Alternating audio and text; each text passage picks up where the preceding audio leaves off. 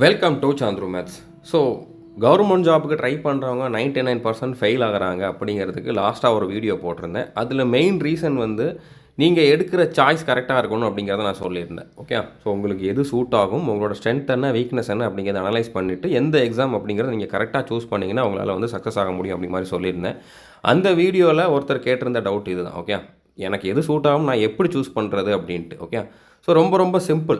இப்போ நீங்கள் தமிழ்நாட்டில் இருக்கக்கூடிய ஒரு கவர்மெண்ட் எக்ஸாம் ஆஸ்பிரண்ட் அப்படின்னா, தமிழ்நாட்டில் இருக்கவங்களுக்கு தெரிஞ்ச சூட்டபுளாக இருக்கக்கூடிய ஒரு சில எக்ஸாம்ஸ் என்ன அப்படின்னா TNPSC, SSC, railway, banking, UPSC, அப்புறம் போலீஸ் இல்லைனா defence exam. Okay, army, navy இந்த எல்லாமே வந்து நம்ம போலீஸ், டிஃபென்ஸ் அப்படிங்கிற அந்த கேட்டகரிக்குள்ளே கொண்டு வந்துடலாம். ஓகே, இப்போ இதில் உங்களுக்கு எதை வந்து நீங்கள் சூஸ் பண்ணலாம், எது சூட் ஆகும் அப்படிங்கிறத எப்படி நீங்கள் சூஸ் பண்ணலாம் அப்படின்னா, இது எல்லாத்துக்குமே வந்து ப்ரீவியஸ் இயர் கொஷின்ஸ் உங்களுக்கு கூகுளில் அவைலபிளாக இருக்குது. இப்போ டிஎன்பிஎஸ்சியோட குரூப் 2 ப்ரீவியஸ் இயர் கொஷின் அப்படிங்கிற மாதிரி கொடுத்தீங்க அப்படின்னா உங்களுக்கு எல்லா கொஷினுமே வந்துடும். அதே மாதிரி SSC, railway, banking, UPSC, police, army எல்லாத்துக்குமே வந்து ப்ரீவியஸ் இயர் கொஷின்ஸ் அவைலபிளாக இருக்குது.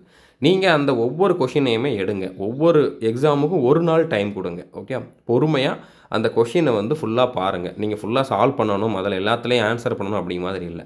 அதை பார்க்குறப்போ உங்களுக்கு இது நம்மளுக்கு சூட் ஆகுமா ஆகாதா, நம்மளால் இதை கற்றுக்க முடியுமா முடியாதா அப்படிங்கிறத வந்து அண்டர்ஸ்டாண்ட் பண்ணிக்க முடியும். இன்னும் அதை விட கொஞ்சம் அடுத்த லெவலுக்கு போகணும் அப்படின்னா எல்லா எக்ஸாமுக்குமே வந்து பார்த்திங்கன்னா நம்மளுடைய தமிழ்நாட்டில் யூடியூப் சேனல்ஸ் இருக்குது. ஓகே, ஸோ நீங்கள் யூடியூப்பில் எஸ்எஸ்சி எக்ஸாமுக்கான கிளாஸஸ் இன் தமிழ் அப்படி மாதிரி போட்டிங்க அப்படின்னாலே வந்து நிறையா வீடியோஸ் வரும். அதை 1-2 பாருங்கள். எந்த வீடியோனாலும் பரவாயில்ல, எந்த சேனலாக இருந்தாலும் பரவாயில்ல, நீங்கள் பாருங்கள். அவங்க டீச் பண்ணுறது புரியுதா, அவங்க எடுக்கிற எல்லா சப்ஜெக்டையும் பாருங்கள்.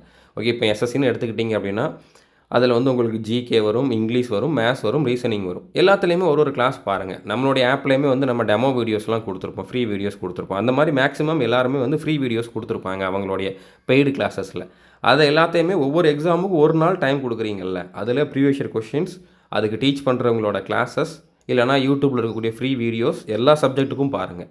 ஸோ அதை பார்க்குறப்போ உங்களுக்கு தெரிஞ்சிடும், இது நம்மளுக்கு புரியுது, நம்மளுக்கு அண்டர்ஸ்டாண்ட் ஆகுது, இதுக்கான கட் ஆஃப் எவ்வளோ இருக்குது, இதில் இந்த மாதிரி தான் கொஷின் கேட்குறாங்க, இதை நம்மளால் வந்து கிளியர் பண்ண முடியுமா முடியாதா அப்படிங்கக்கூடிய ஒரு டிசிஷன் நீங்கள் வந்து எடுத்துடலாம்.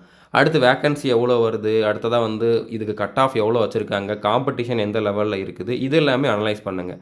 நீங்கள் ஒரு டிஃபென்ஸ் ஆஸ்பிரண்ட், உங்களுக்கு ரன்னிங் நல்லா பண்ண முடியும், நீங்கள் ஃபிசிக்கலி ஃபிட்டாக இருக்கீங்க, ஓரளவு படிக்கவும் செய்கிறீங்க அப்படின்னா உங்களுக்கு வந்து ஆர்மி, நேவி, ஏர்ஃபோர்ஸ் அப்படி இல்லைனா தமிழ்நாடு போலீஸ் இல்லைனா சென்ட்ரல் போலீஸ் இந்த மாதிரி எக்ஸாமில் செலெக்ஷன் ஆகிறது ரொம்ப ஈஸியாக இருக்கும். ஸோ இந்த மாதிரி உங்களோட ஸ்ட்ரென்த் வீக்னஸை நீங்கள் அனலைஸ் பண்ணிவிட்டு எது சூட் ஆகும் அப்படிங்கிறத வந்து நீங்கள் சூஸ் பண்ணிக்கோங்க. வேறு எதுவும் இதில் எக்ஸ்ட்ரா இன்ஃபர்மேஷன் தேவை அப்படின்னா கமெண்ட் பண்ணுங்கள். நான் கண்டிப்பாக அடுத்த வீடியோவில் உங்களுக்கு ஹெல்ப் பண்ணுறேன். தேங்க்யூ.